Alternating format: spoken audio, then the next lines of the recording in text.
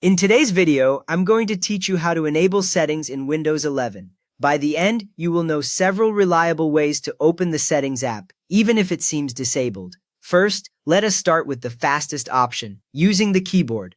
Press the Windows key and the letter I together one time. On a working system, the screen fades for a moment, then the settings window appears with large icons like System, Bluetooth and Devices, and Network and Internet.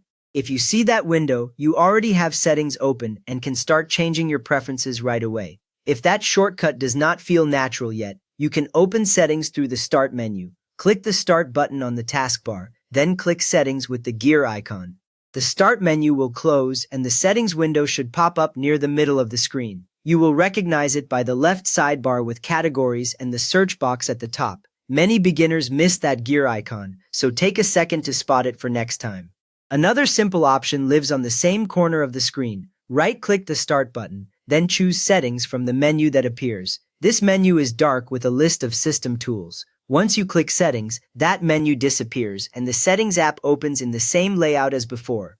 This right-click menu is handy when your taskbar search is not working, because it bypasses search completely. Now, if Settings refuses to open normally, you can try a more direct route with the Run dialog. Press Windows and R together to open Run in the bottom left corner. Type MS Settings and then a colon so it reads MS-Settings : and press Enter. If it works, you will again see the familiar settings window appear. If you mistype anything here, Run may show an error, so check for extra spaces or missing characters. If the Settings app is disabled or still will not open, let us move to the first recovery method using Run. Press Windows and R to bring up the Run box again. Type MS Settings with the colon at the end exactly as before, and press Enter. When this command succeeds, it tells Windows to launch the Settings app directly, even if shortcuts are broken. If that fails, you can try the same command from Command Prompt or Windows Terminal. Open Command Prompt or Windows Terminal in any way you know.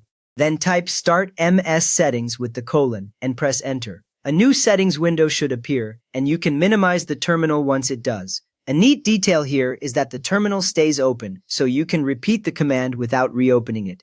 Next, if settings still does not open, restart your computer. Click your usual restart option and wait for Windows to load back to the desktop. After the restart, try any of the earlier methods again, like Windows and I.